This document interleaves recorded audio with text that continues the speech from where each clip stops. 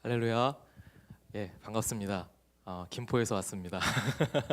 어, 시간을 재보니까 안 막히면 1시간 조금 넘게 걸리는데 혹시 몰라가지고 제가 며칠 전부터 여기까지 새벽에 가면 얼마나 걸릴까 한번 시간을 재봤더니 2시간이 조금 넘더라고요. 그래서 출퇴근 시간이라 되게 오래 걸리는구나. 넉넉 잡고 새벽기도 끝나고 출발해야겠다. 그래서 끝나고 오니까 9시 반이더라고요. 네, 그래서 더 늦게 나오면 혹시라도 늦을까봐 서둘러 나왔는데 이렇게 나오다 보니까 제가 새벽부터 잠도 안 자고 지금 깨어 있어서 제정신이 아닐 수 있습니다. 이해해 주시고 또 성령님께서 입술을 주장하셔서 우리에게 필요한 말씀 허락하여 주실 줄 믿습니다. 특별히 이렇게 꿈터 교회에서 이렇게 여러분과 함께 하나님의 말씀을 강론할 수 있어서 너무나 감사합니다. 저는 문영 목사님 너무나 좋아하고 또 학부 때 한길을 팠던 분이신지라 저는 사실 학교 생활을 잘 못했었거든요. 친구들이 다 저한테 뭐라고 그랬냐면 가장 먼저 학교를 떠날 사람이 바로 저라고 그랬었어요. 그러니까 신학을 할 것 같지 않은 사람이었고 그리고 가장 먼저 도망을 갈 것 같은 사람인데 하나님께서 불러주셔서 지금 이 자리에 있습니다. 그런데 우리 문영 목사님은요, 처음부터 제가 보기로 수화를 정말 잘하시잖아요. 예, 학부 때 제가 1학년 때부터 동아리 안에서 수화에 대한 열정과 그리고 섬기는 자리에서 항상 있었던 친구였던 것으로 제가 기억이 납니다. 그래서 작은 거인이다라는 그런 생각들이 항상 들었었어요. 그래서 목사님 볼 때마다 우리 하나님께서 정말 다윗처럼 사용하시고 그 은혜 가운데 역사하실 것, 일하실 것을 믿습니다. 여러분이 늘 기도해 주시고 또 응원해 주셨으면 좋겠습니다. 그러면 오늘 오병이어의 기적이 우리의 삶 가운데도 나타날 것을 믿습니다. 오늘 우리가 함께 읽은 말씀은 오병이어의 기적을 기록하고 있죠. 예수님께서 보리떡 5개와 물고기 2마리 가지고 몇 명을 먹이셨어요? 5,000명이 넘는 사람들을 먹이신 이야기입니다. 그런데 5,000명만 먹었겠습니까? 당시에 여자와 아이는 그 숫자에 포함이 되지 않았어요. 그래서 적어도 이 자리에는 10,000명 이상이 있었을 것이다 라고 추정을 합니다. 그런데 그 모든 사람들이 다 배부르게 먹고 남은 것을 거두니까 여러분 몇 바구니에 찼다고 했죠? 12바구니에 찼다라고 기록을 하고 있어요. 요한복음에는 특별히 7가지의 표적이 기록이 되어져 있는데 이 오병이어의 기적은 바로 4번째 표적이기도 합니다. 오늘 오병이어의 기적 속에 담겨있는 영적인 교훈을 함께 살펴보면서 우리 꿈터교회 성도님들에게 주시는 하나님의 음성을 함께 살펴보도록 하겠습니다. 첫째로 우리는 무엇 때문에 예수님을 따르고 있는지 한번 생각해 보아야 합니다. 우리 본문 2절 말씀을 한번 같이 볼까요? 본문 2절입니다. 같이 읽습니다. 큰 무리가 따르니 이는 병자들에게 행하시는 표적을 보았음이러라. 그래요. 예수님께서 배를 타시고 한적한 곳을 찾아가셨는데 한적한 곳으로 장소를 옮겨가셨어요. 그런데 여전히 예수님을 따르는 큰 무리들이 있었습니다. 그런데 이 무리가 예수님을 따르는 이유가 무엇인가? 우리가 2절 말씀을 읽었는데 2절에 그 이유가 기록되어 있죠. 그 이유가 무엇입니까? 여는 이는이라고 했는데 이는 그 이유를 이야기하는 거예요. 이는 병자들에게 행하시는 표적을 보았음이라. 그러니까 병든 사람들을 치유하고 회복시키는 능력이 누구를 통해서 나타난 겁니까? 예수님을 통해서 나타난 거죠. 많은 무리가 예수님을 통해서 나타난 표적들을 지금까지 봐왔습니다. 큰 무리들 그리고 많은 무리가 예수님을 따랐던 이유가 무엇인가? 바로 내 눈앞에 예수님께서 행하시는 표적이 있었기 때문이죠.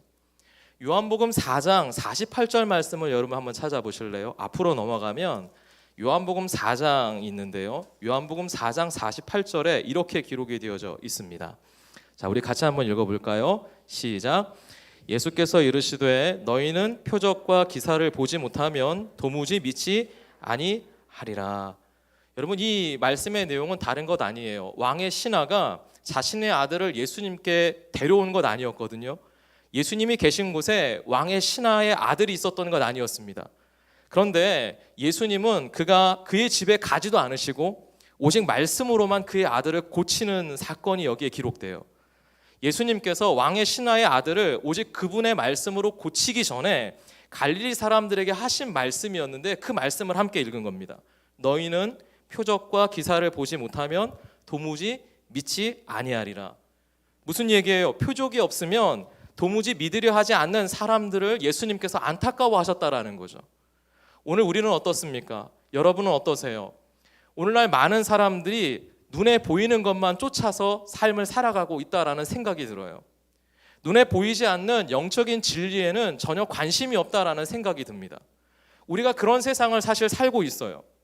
특별히 오늘 우리가 함께 읽은 본문에는 오병이어의 기적 이야기가 기록되어져 있는데, 여러분 이 기적이 얼마나 중요한지 복음서에 다 기록이 되어져 있습니다. 그만큼 중요한 사건이라는 거예요. 마가복음 6장 한번 보실래요? 동일한 사건을 기록하고 있는데요. 마가복음 6장 32절에서 33절 말씀을 한번 보세요. 마가복음 6장입니다.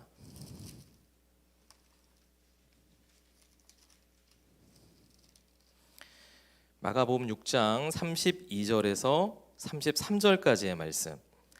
자, 우리 같이 한번 읽어볼까요? 시작.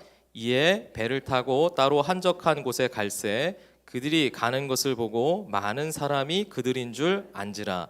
모든 고을로부터 도보로 그곳에 달려와 그들보다 먼저 갔더라.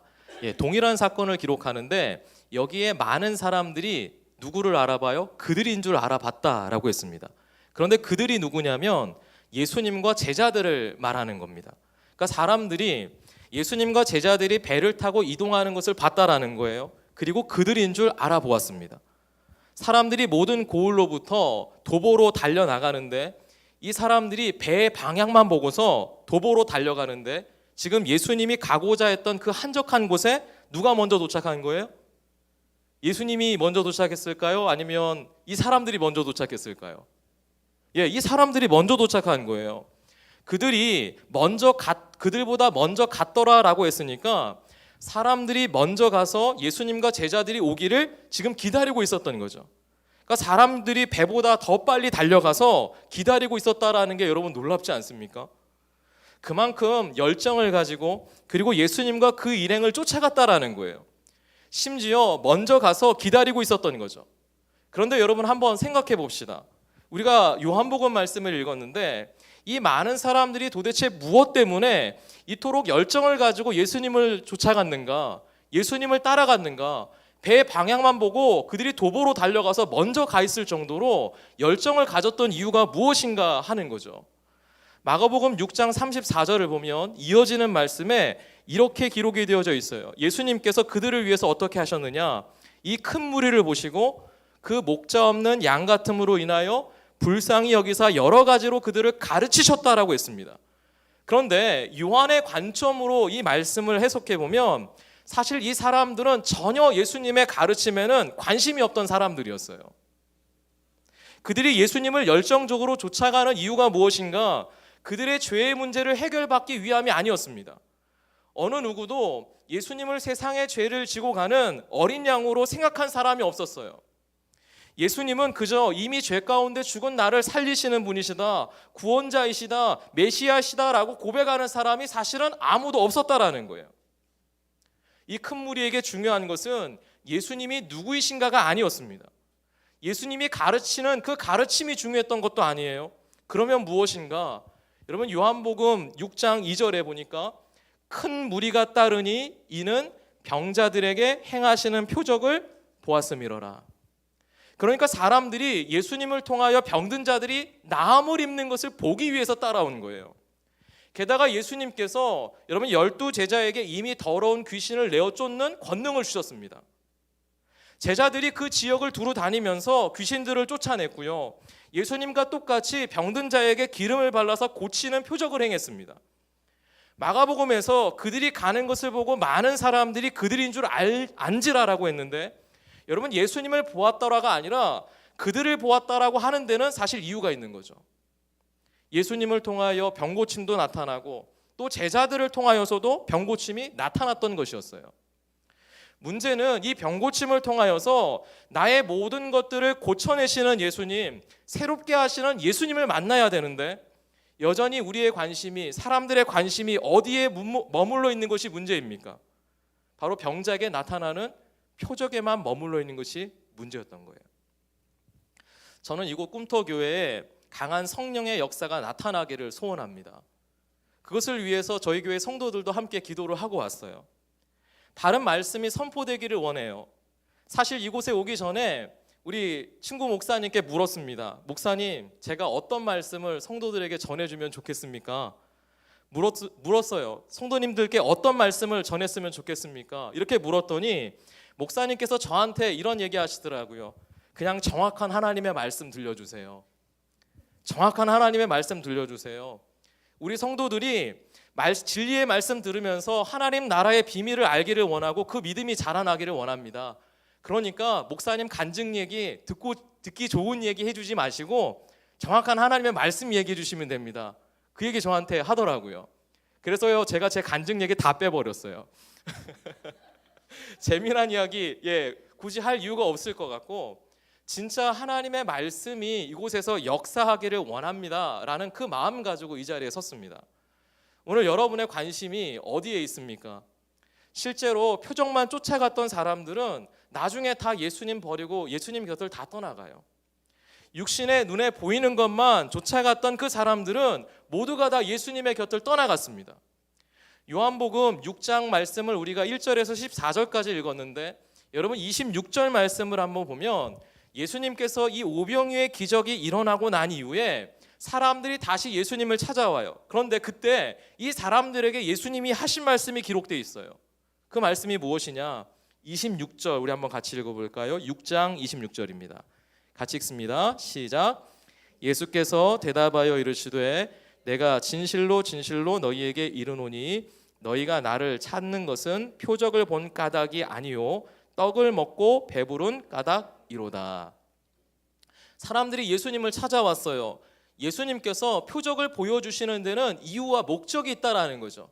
이 표적을 통하여서 예수님이 누구이신지를 분명히 깨달아야 되는데, 이 사람들은 표적을 통하여서 예수님이 누구이신지에 대한 관심이 없고 내 배가 배부른 것에만 관심이 있었다라는 거예요.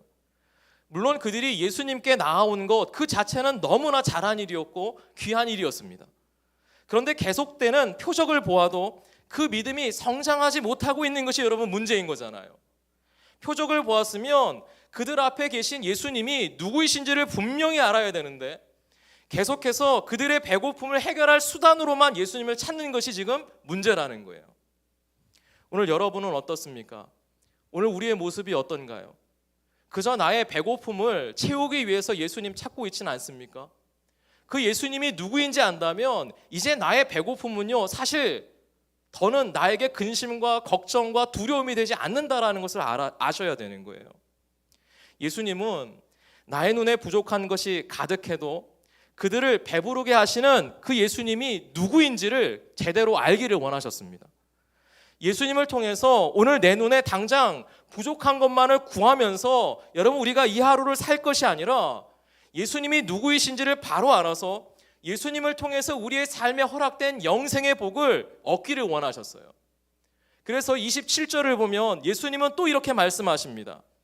썩을 양식을 위하여 일하지 말고 영생하도록 있는 양식을 위하여 하라. 이 양식은 인자가 너희에게 주리니 인자는 아버지 하나님께서 인치신 자니라. 예수님이 무엇을 알기를 원하시는 거예요? 예수님이 누구인지를 알기를 원하시는 거예요. 그러니까 표적을 나타내시는 이유가 다른 데 있지 않아요. 예수님이 드러나고 예수님이 증거되도록 하기 위해서였던 거죠. 오늘 너희가 내가 너희를 위하여 베푼 그 기적을 통하여서 육신의 양식을 얻었다. 너희가 육신의 양식을 통하여서 오늘 배고픔에서 배부름을 얻었듯이 너희가 오늘 영생하도록 있는 양식을 내가 준비해 놓은 것을 아느냐. 이제 너희는 썩을 양식 구하지 말고 영생하도록 있는 그 양식을 구하여라. 바로 그들 앞에 있는 생명의 떡이 되시는 예수님을 찾고 예수님을 만나라라고 말씀하셨던 거예요. 예수님께서 오병이어의 기적을 베푸시면서 예수님 자신이 영생하도록 있는 양식으로 이 땅에 오셨다라는 것을 말씀해 주신 거죠. 그런데 이 영적인 진리를 깨닫는 사람, 제대로 이해한 사람이 아무도 없었어요. 35절 말씀도 볼까요? 6장 35절입니다. 35절 같이 읽습니다. 시작. 예수께서 이르시되 나는 생명의 떡이니 내게 오는 자는 결코 줄이지 아니할 터이요 나를 믿는 자는 영원히 목마르지 아니하리라. 예수님이 아예 드러내놓고 자기가 누구인지를 말씀해 주시잖아요. 그렇죠? 예수님이 누구시래요? 생명의 떡이라고 하셨어요. 사랑하는 여러분, 예수님은요, 저와 여러분을 살게 하는 생명의 떡이십니다. 우리 공동체를 살게 하는 생명의 떡이세요. 예수님은 죄의 권세에서, 사망의 권세에서 우리를 구원하시는 하나님의 아들이십니다.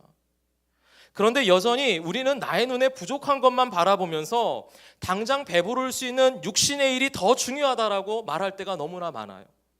그래서 여전히 내 눈에 보이는 그 표정만 따라가면서 하루하루를 살 때가 너무나 많이 있습니다. 오늘 우리의 모습이 어떻습니까? 여전히 눈에 보이는 표정만 따라가고 있지는 않은가? 여전히 영의 일에 대하여서는 너무나 무감각해져 버린 사람이 바로 내가 아닌가? 한번 우리의 모습을 돌아봐야 할 거예요. 예수님께서 행하시는 이 표적을 보면서 당장에는 열정 가지고 예수님 따라갈 수 있습니다. 그런데 이 표적을 통해서 나타난 예수님이 누구이신지를 모르면 여러분 예수님의 참 제자가 될 수 없다라는 것을 아셔야 돼요. 오늘 예수님이 나에게 어떠한 분인지 영적인 깨달음이 없다면 결국에는 하나 둘 다 예수님의 곁을 떠나고 맙니다.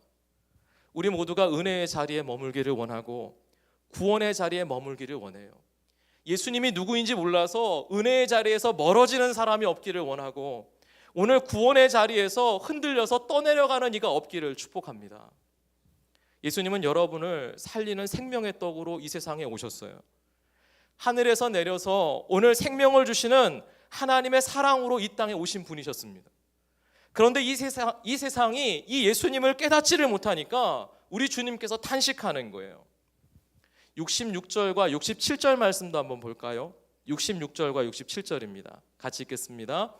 그때부터 그의 제자 중에서 많은 사람이 떠나가고 다시 그와 함께 다니지 아니하더라.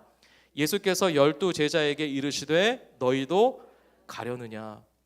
여러분 어떠세요? 주님의 마음이 혹시 느껴지십니까? 저는 이 말씀을 읽을 때마다 너무나 슬퍼요. 마음이 아픕니다. 예수님의 슬픔이 혹시 여러분 느껴지지 않으세요? 예수님께서 자신을 생명의 떡이라고 말씀하시는데 자신이 누구인지를 분명히 가르쳐 주셨는데 이상하게 사람들은요 예수님 곁을 하나 둘 떠나가고 많은 사람들이 다 떠나가 버렸대요. 여러분은 지금 예수님께 무엇을 구하고 있습니까? 썩을 양식을 구하고 있습니까? 아니면 영생하도록 있는 양식을 구하고 있습니까? 우리가 썩을 양식을 구하는 사람이 아니라 하늘에서 내려서 오늘 세상에 생명을 주시는 영원한 양식이 되시는 예수님을 찾고 구하고 그 예수님과 늘 동행할 수 있는 믿음의 사람이 되기를 축복합니다. 하나님은 오늘도 예수 안에 있는 생명의 떡을 저와 여러분에게 주기를 원하세요. 죄인을 구원하시는 아버지의 사랑이 이 꿈터교회를 통하여 나타나기를 원하십니다.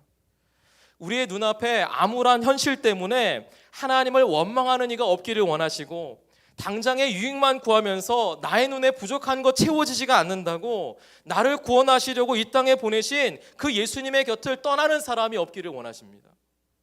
여전히 예수 안에 소망이 있음을 고백하세요. 그래서 이곳 이름이 꿈터교회잖아요. 우리의 꿈이 바로 주님께 있습니다. 주님께서 주시는 그 비전 따라가기를 원합니다. 예수가 유일한 소망입니다. 나의 생명이고 나의 자랑입니다. 십자가도 나의 자랑이 되기를 원하고 부활의 능력도 나의 자랑이 되기를 원합니다. 어느 하나 예수님을 떠나서는 소망이 없음을 기억하는 우리 꿈터교회 성도들이 되기를 소원합니다. 함께 기도하면서 하나님께서 일하시는 그 교회를 이루어가는 여러분 되기를 축복합니다. 둘째로 예수님께서 우리의 소망이 되실 때 보잘것없는 떡과 물고기로도 여러분 기적이 일어나는 거예요. 예수님은 큰 무리가 자기에게 오시는 것을 보시고서 우리가 어디에서 떡을 사서 이 사람들을 먹이겠냐고 빌립에게 먼저 물으셨습니다. 예수님은 수많은 무리들이 배고픈 것을 다 알고 계셨어요. 예수님의 관심은 항상 우리의 배고픔에 있습니다. 저와 여러분이 육신으로 배가 고픈 것을 우리 주님은 다 알고 계시고요. 영적으로 배가 고픈 것도 우리 주님은 다 알고 계세요. 그래서 예수님이 빌립에게 이렇게 물었던 거죠. 우리가 어디서 떡을 사서 이 사람들에게 먹이겠느냐? 수많은 사람들이 지금 우리에게 몰려오고 있는데 이 사람들을 위하여 어디서 떡을 사서 먹이겠느냐? 여러분, 우리 주님은 빌립에게 이 질문하기 전에 이 사람들 앞에서 오병이어의 기적을 베푸실 것 이미 다 계획하고 계셨던 분이셨습니다. 그런데 왜 여러분 빌립에게 이 질문을 하셨을까요? 저는 항상 이것이 너무나 궁금했습니다. 본문 6절을 보면 이렇게 기록이 되어 있어요. 우리 6절로 한번 돌아가 볼까요? 6장 6절입니다. 자, 같이 한번 읽어봅니다. 시작. 이렇게 말씀하심은 친히 어떻게 하실지를 아시고 빌립을 시험하고자 하심이라. 이렇게 말씀하심은 친히 어떻게 하실지를 아시고 빌립을 시험하고자 하심이라. 우리 예수님은 빌립이 어떤 대답을 하실지 아셨어요? 모르셨어요? 이게 무슨 얘기죠? 빌립이 친히 어떻게 하실지를 아시고 라고 했으니까 빌립이 어떻게 말할 것 우리 주님은 다 알고 계셨다라는 이야기예요. 여기서 궁금증이 생기잖아요. 다른 제자도 많은데 왜 하필 빌립을 시험하셨던 것일까? 여러분, 그런 생각 들지 않습니까? 저는 말씀 읽을 때마다 왜 빌립이지? 이런 생각이 늘 들더라고요. 사실 빌립은요, 예수님의 제자 중에서 처음부터 대단한 믿음을 가진 사람이었다라는 생각이 듭니다. 요한복음 1장을 보면 예수님께서 제자들을 부르시는데 갈릴리에서 제자를 부르실 때요, 빌립은 나를 따르라 라는 주님의 음성을 듣고 바로 순종하여서 예수님을 따라갔던 사람이었습니다. 심지어 시키지도 않았는데 가장 친한 친구였던 나다나엘을 찾아가서 그에게 무엇이라 말해요? 모세가 율법에 기록하였고 여러 선지자가 기록한 글을 우리가 만났으니까 바로 그가 만났는데 그가 바로 요셉의 아들 나사렛 예수시라. 나다나엘이 나사렛에서 무슨 선한 것이 날 수 있느냐? 안 간다고 거기에는 선한 게 날 수가 없다고 얘기하니까 와서 보면 안다고 끌고 와 버리잖아요. 대단한 믿음의 사람 아닙니까? 예수님께서 전도하라고 시켰던 것도 아니었어요. 복음을 전하라고 시켰던 것도 아니었습니다. 먼저 주변 사람을 찾아가서 예수님을 전했던 사람, 예수님을 자랑했던 사람이 여러분 빌립이었어요. 최초의 전도자가 빌립이 아니었나라는 생각이 문득 들었습니다.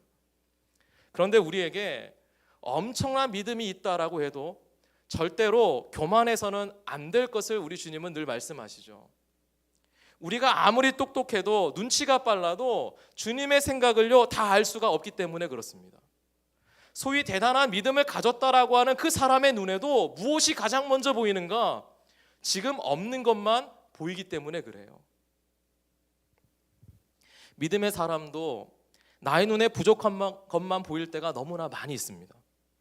그래서 우리 안 된다고, 그래서 불가능하다라고 말할 때가 여러분 얼마나 많았습니까? 빌립이 그랬어요. 심지어 빌립은요 너무나 정확한 사람입니다. 현실적인 사람이었고요, 경험이 중요했던 사람이었습니다. 그는 갈릴리 사람이었고 지금 오병이어의 기적이 일어나고 있는 이곳 벳세다가 그의 고향이었습니다. 이 지역을 누구보다 훨씬 훤히 꿰뚫어 보고 있는 사람이에요.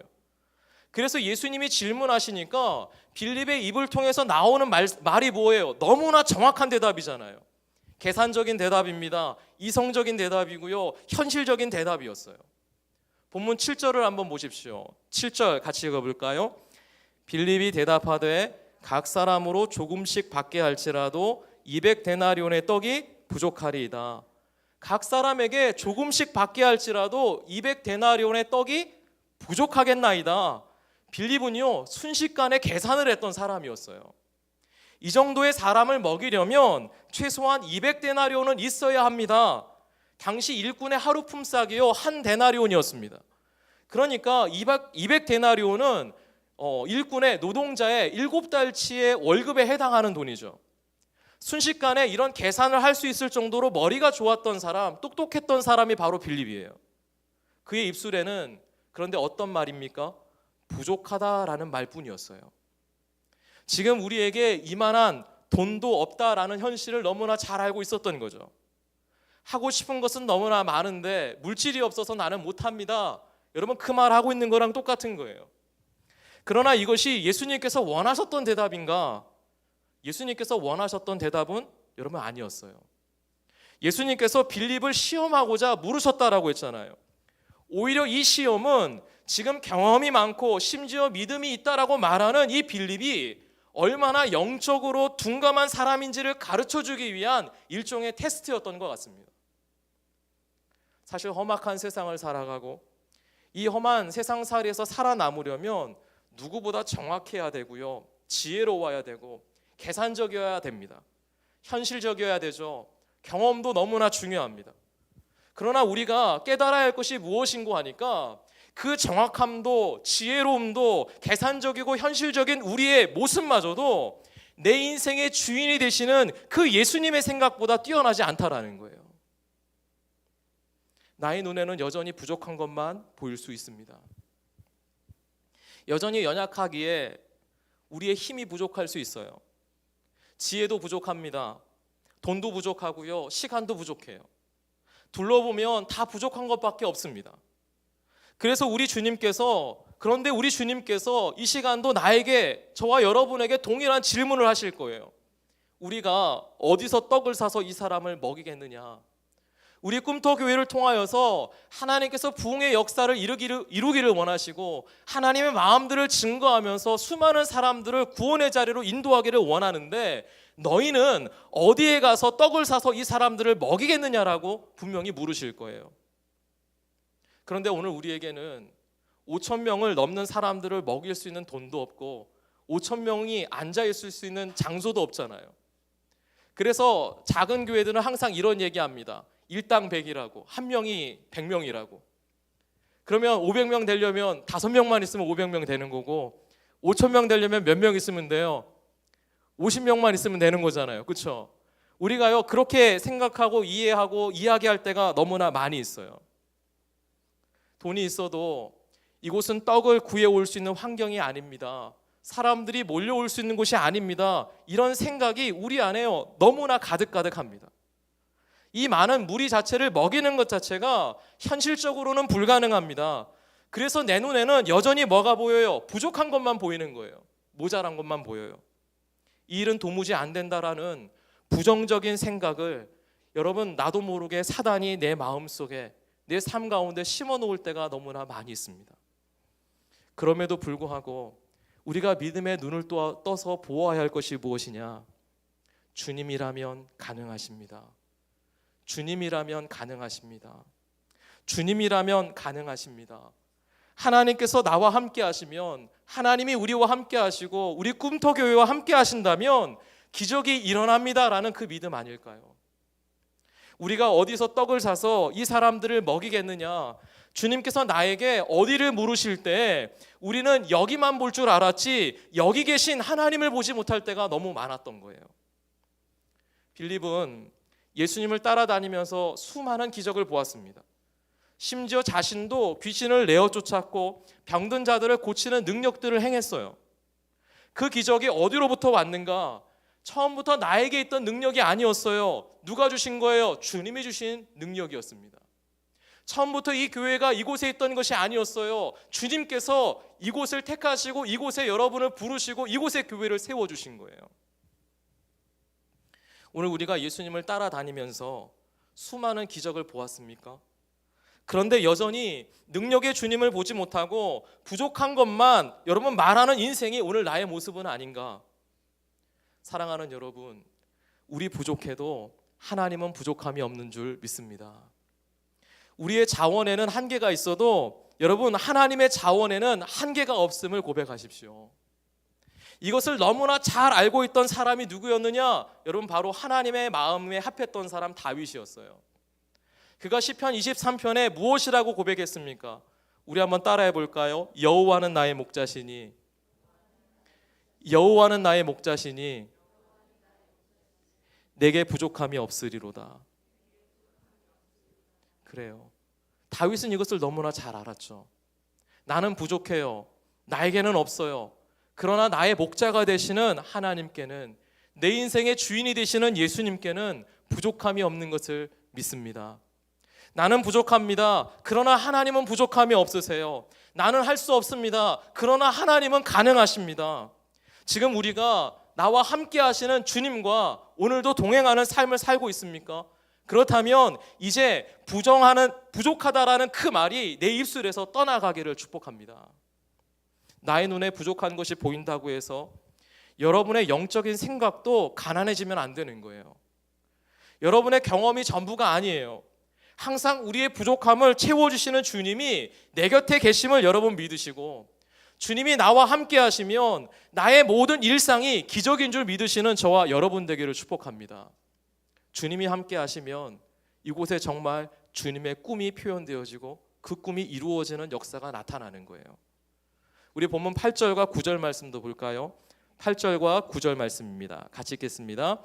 제자 중 하나 곧 시몬 베드로의 형제 안드레가 예수께 여짜오되 여기 한 아이가 있어 보리떡 5개와 물고기 2마리를 가지고 있나이다. 그러나 그것이 이 많은 사람에게 얼마나 되겠사옵나이까. 요한이 오병이어의 기적 안에 특별히 안드레의 대답도 여기에 기록을 해 놓았습니다. 안드레는 빌립과 조금은 달라요. 여기에 있는 것을 찾아서 주님께 드렸습니다. 많은 설교자들이 이 부분을 설교하면서 안드레의 믿음을 칭찬했어요. 그런데 오늘 요한복음의 말씀을 읽어보면 사실 성경 어디에도 우리 주님께서 안드레의 믿음을 칭찬하셨다라는 부분이 없습니다. 실제로 안드레가 예수님께서 보리떡 5개와 물고기 2마리를 들고 와서 그냥 예수님께 이것을 들고 와서 예수님께 드리는 것으로 끝이 났다면 안드레는 대단한 믿음의 사람이다라는 생각할 수 있어요. 그런데 그가 마지막에 어떤 말을 합니까? 하지 말아야 될 말을 해요. 그것이 무엇인가 하니까 이것이 이 많은 사람들에게 얼마나 되겠습니까? 라고 이야기를 하잖아요. 이 말의 뜻이 무엇인가 하니까 이것으로 이 많은 사람들을 절대로 만족시킬 수 없습니다라는 뜻이에요. 그런데 많은 분들이 이 부분을 해석하면서 뭐라고 말해요?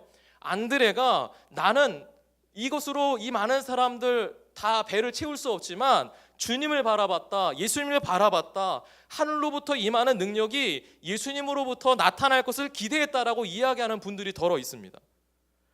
그래서 여러분 안드레의 믿음을 본받아야 되는 거예요 라고 설교하시는 분들이 가끔 있어요. 그런데 정말 안드레가 여러분 믿음의 고백으로 주님 앞에 어린아이의 도시락 가지고 나와서 주님께 드렸다면 성경은, 아니 예수님은 분명히 안드레의 믿음을 칭찬하셨을 거예요. 우리가 성경을 읽어보면 믿음을 칭찬하시는 주님의 모습들이 참 많이 등장을 하거든요. 베드로가 주님 앞에서 주는 그리스도시요 살아계신 하나님의 아들이십니다라는 고백을 할 때도 제자를 향하여서, 베드로를 향하여서 그것을 알게 하신 분이 하나님이시다 그러면서 칭찬을 해주시잖아요.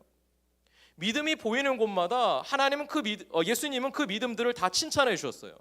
그런데 오늘 이곳에는 안드레에 대한 칭찬이 전혀 기록되어져 있지 않습니다. 믿음의 모습은 항상 칭찬하셨던 예수님인데 그 모습이 없었다라는 것을 통해서 우리는 지금 안드레가 대단한 믿음을 가졌던 것이 아니구나라는 것을 생각해 볼 수 있는 거예요. 굳이 대단한 믿음을 가진 사람을 찾아야 된다면 그 사람은 빌립도 아니고 안드레도 아니고 오히려 배가 고팠던 한 아이였을 것 같아요. 내가 먹어야 될 그 음식을 주님께서 찾으신다고 하니까 내어드릴 수 있었던 이 아이가 오히려 더 대단한 것 아니겠습니까?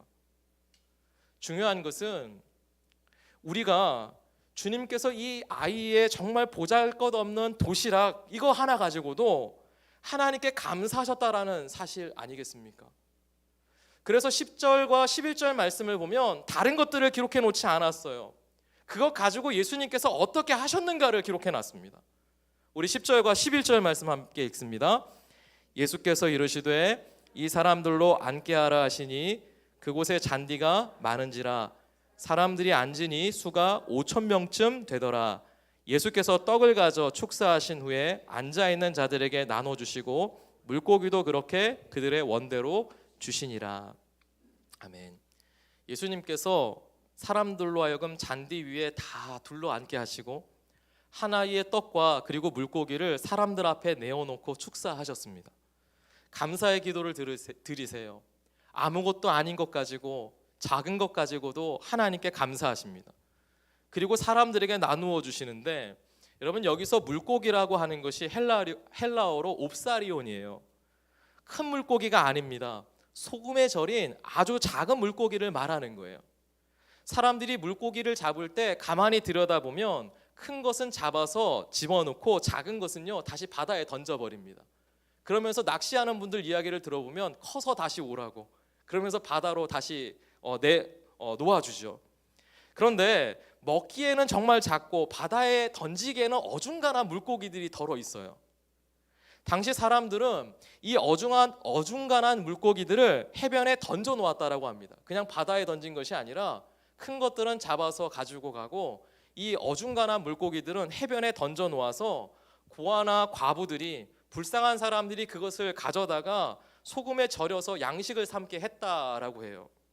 그러니까 지금 주님 손에 들린 이 물고기가 어떤 것인고 하니까, 여러분, 큰 물고기도 아니고 정말 작은 것도 아니고 이곳에도 저곳에도 쓸 수 없는 어중간한 물고기였다라는 것을 알게 되는 거죠. 작은 물고기입니다. 보잘것없는 거예요. 그럼에도 불구하고 우리 주님이 이것 가지고 어떻게 하세요? 감사하셨어요. 안드레가 이 많은 사람들에게 얼마나 되겠사옵나이까라고 말을 했습니까? 그런데 우리 주님은 하나님께 이것 가지고 무엇을 할 수 있겠습니까? 기도한 것이 아니라 오히려 이 작은 것도 허락하여 주시니 너무나 감사합니다라고 기도하셨던 거죠. 그리고 사람들에게 나누어 주시는데 어떻게 행하셨는가? 그들에게 원하는 대로 주시니라. 저희가 원하는 대로 다 주시고 그들이 배부를 때까지 주십니다. 그곳에 모였던 사람들 5,000명이 다 먹고 배부르게 먹고 남은 조각을 거두니까 12바구니에 가득 찼다라고 했잖아요. 이것이 바로 오병이어의 기적이었어요. 사랑하는 여러분, 여전히 우리 눈에 부족한 것만 보이나요? 작은 거 보잘것없어 보이는 그곳에도 우리 주님은 하나님께 감사하셨습니다. 작은 것도 하나님께 감사하셨던 예수님을 바라보세요. 예수님께서 나를 도와주시지 않으면 우리가 가진 모든 것 다 드려도 이 모든 사람들 만족시킬 수 없어요. 그러나 반대로 예수님께서 우리를 위하여 일하시면 여기에 있는 이 보잘것없는 떡과 물고기로도 여러분 기적이 일어나는 거예요. 모든 사람이 다 만족을 합니다. 하나님의 역사가 일어나는 거죠. 제가 정말 좋아하는 말씀 중에 하나가 무엇이냐면, 다른 말씀이 아니에요. 하나님께서 없는 자로 하여금 있는 자를 부끄럽게 하시고, 하나님께서 오늘 미련한 자로 하여금 지혜로운 자를 부끄럽게 하신다. 저는 이 말씀을 너무나 좋아합니다. 그리고 제 스스로도 교만해지지 않으려고, 또한 있다라고 자랑하는 사람이 되지 않으려고, 날마다 주님 앞에 겸손하려고 날마다 엎드리는 인생을 살아요. 사실 저도 작은 것 하나 때문에 실망했던 사람이고, 내게는 아무것도 없다라고 늘 고민하고 걱정하고 염려하면서 내 모든 것들을 다 내려놓고 하나님을 떠나려고 했던 사람 중에 하나였습니다. 그런데 어느 순간 하나님의 말씀을 읽는데 하나님께서 저에게 주시는 은혜가 있더라고요. 달란트 비유를 읽는데 그 달란트 비유를 보니까, 여러분, 많이 받은 사람들은 남기는데 적게 받은 한 사람 있잖아요. 이 사람은 늘 불평하고 원망하면서 살아요. 그리고 그것을 땅에 묻어버리고 어떻게 삽니까? 주인을 향한 원망과 불평으로 하루하루를 살다가 주인이 다시 오셨을 때 주인을 악한 사람으로 이야기하다가 결국 쫓김을 당하고 있는 것까지 빼앗겨 버리잖아요. 그런데 어느 순간 이것이 보이더라고요. 더 많이 받았던 사람들의 모습이 보였어요. 그런데 이 사람들을 보니까 내가 받은 것을 가지고 열심히 일하여서 심었더니 주인이 그것을 다 가져가는 것이 아니라 다시 그 사람에게 주시더라고요. 그 순간 제 생각이 바뀌었어요. 작은 것이지만 이 적은 것 하나에도 충성을 하고 이 적은 것 하나 가지고도 하나님 앞에서 성실하게 하루하루를 살아가면 이것 가지고 하나가 두 개가 되게 하시는 분이 하나님이시고, 두 개가 네 개가 되게 하시는 분이 하나님이시구나. 그렇다면 하나님은 오늘 그 앞에서 여전히 작은 것 가지고도 충성하는 사람을 사용하시고 그 사람으로 하여금 더 삶의 지경을 넓혀주시는 하나님이시네. 이것이 느껴지니까요, 그 다음부터 인생이 달라지더라고요. 여러분, 오늘 우리의 눈에 무엇이 보입니까? 보잘것없는 떡과 물고기로도 여러분 기적을 이루시는 하나님의 역사를 우리가 볼 수 있기를 축복합니다. 오늘 우리의 모습을 한번 돌아보세요. 어려운 상황을 만나고 우리가 어떠한 삶의 처지에 있을지라도 하나님께 감사의 기도를 드리고 있는가? 누구보다 정확한 것이 내 모습이고 지혜로운 것이 나의 모습이고 계산적이고 현실적인 것이 나의 모습인데, 여전히 내 눈에 보이는 것이 없으니까, 내가 가진 것이 없으니까 하나님께 드리지 못하고 불가능하다고 내가 모든 것을 먼저 포기해버리고 하나님의 역사를 제한하고 있는 것은 아닌가, 우리의 모습을 돌아봐야 될 것입니다. 보리떡 5개와 물고기 2마리, 내 눈에는 여전히 작아 보일 수 있어요. 부족해 보일 수 있습니다. 보잘것없는 거예요. 맞아요. 지극히 작은 건 맞아요. 여전히 우리는 이것이 이 많은 사람들에게 얼마나 되겠사옵나이까 라고 말하면서 하나님의 능력을 제한하고 있지 않습니까? 여러분, 이 시간 기대하세요. 꿈을 꿔보십시오. 그래서 우리가 이곳 꿈터교회에 있는 것 아니겠습니까? 이곳에 언제나 하나님의 마음이 선포되기를 원합니다. 하나님께서 허락하신 꿈들이 자라나기를 원합니다. 보잘것없는 떡과 물고기 가지고도 하나님께서 함께 하시면 기적이 일어난다라는 믿음을 가지고 내일을 기대하는 소망이 우리 모두에게 있기를 소원합니다. 하나님은 우리를 위하여 내일을 준비해 놓으신 하나님이십니다. 여러분, 이 고백 가지고 살아가기를 소원해요. 우리가 감사할 때 하늘로부터 임하는 능력이 예수님을 통하여 나타날 것 기대하십시오. 믿음 가지고 감사의 기도를 이 하루도 드릴 때 우리가 원하는 대로 주시고 또 배부를 때까지 주시는 아버지의 영광도 나타날 것을 믿습니다. 말씀을 정리하겠습니다. 예수님은 단순히 기적만 만드시는 분인가? 여러분, 전혀 그렇지 않죠. 절대 그런 분 아니시죠. 오히려 그분은 우리가 어떠한 상황 가운데서도 신뢰해야 할 분이고 또한 우리가 믿어야 할 믿음의 대상이세요. 너희는 마음에 근심하지 말라, 하나님을 믿으니 또한 나를 믿으라 말씀하셨던 주님이십니다. 하나님은 이스라엘 백성들이 광야에서 하나님의 은혜의 상징인 만나를 먹으면서 하루하루를 살아갔듯이 오늘 우리가 생명의 떡이 되시는 예수님을 먹고 또 믿으면서 온전한 하나님의 자녀로 거듭나기를 원하세요. 예수 안에 여전히 소망이 있습니다. 여전히 예수 안에 우리의 미래가 있습니다.